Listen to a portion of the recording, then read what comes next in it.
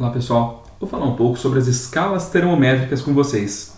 Se você pegar um termômetro aí na sua casa, você vai perceber que ele está graduado em graus Celsius. Mas quais são as outras escalas que existem? Aqui tem alguns exemplos. Tem graus Celsius, Fahrenheit, Kelvin, Rankine, Remy. Existem várias possibilidades. Bom, e como que eu vou criar uma escala termométrica?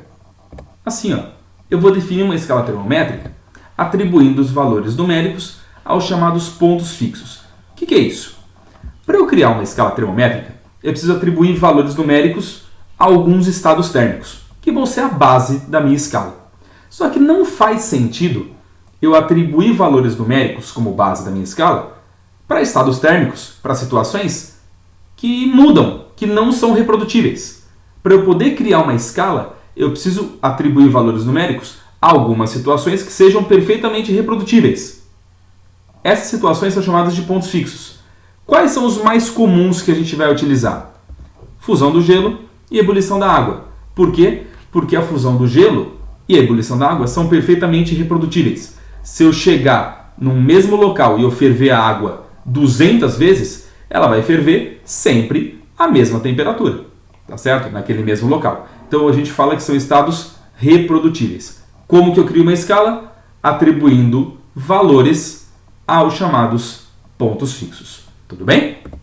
Bom, e de todas essas escalas que nós temos aqui, a gente vai focar em 3. Celsius, Fahrenheit e Kelvin. Celsius e Fahrenheit são chamadas de escalas relativas. Por quê? Porque o zero da escala Celsius não é a menor temperatura possível. Existem temperaturas abaixo do zero Celsius perfeitamente. O zero é apenas mais um número. Mesma coisa Fahrenheit. O zero não é a menor temperatura possível. Existem várias outras abaixo do zero Fahrenheit.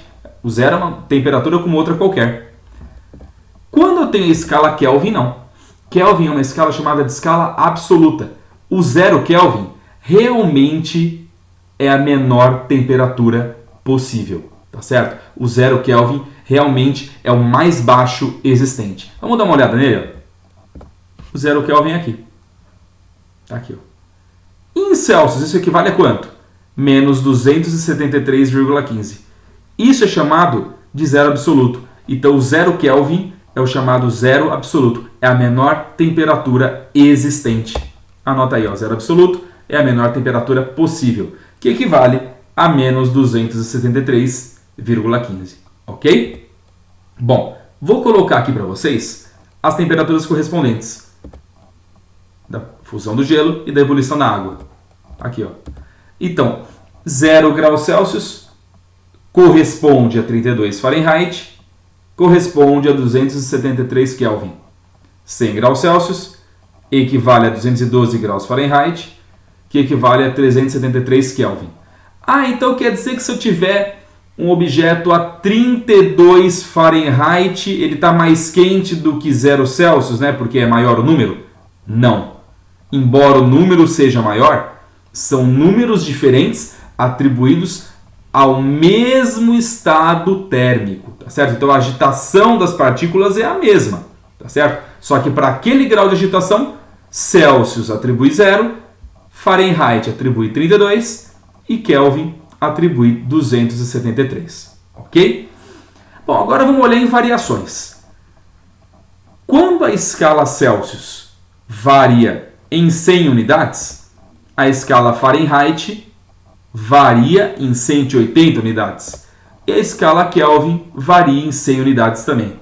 Então, quando eu falo em variação, eu posso usar regra de 3, eu posso usar uma proporção direta.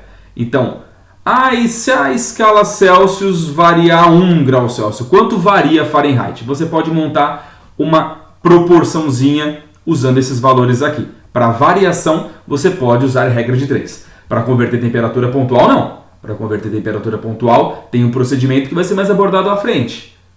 Para variação, pode. Ok? Vou colocar agora algumas observações.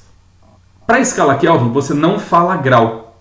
Então, você pode falar 10 graus Celsius, 10 graus Fahrenheit, mas você fala 10 Kelvin. Você não usa grau.